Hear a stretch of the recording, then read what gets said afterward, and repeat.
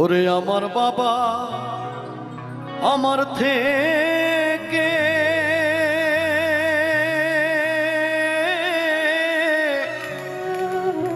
মাত্র 2 হাত দূরে থাকে রে।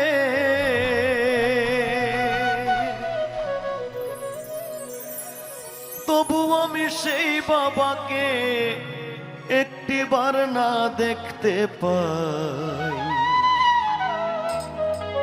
এমন দেশে থাকে বাবা দেখার সাধ্য নাই রে।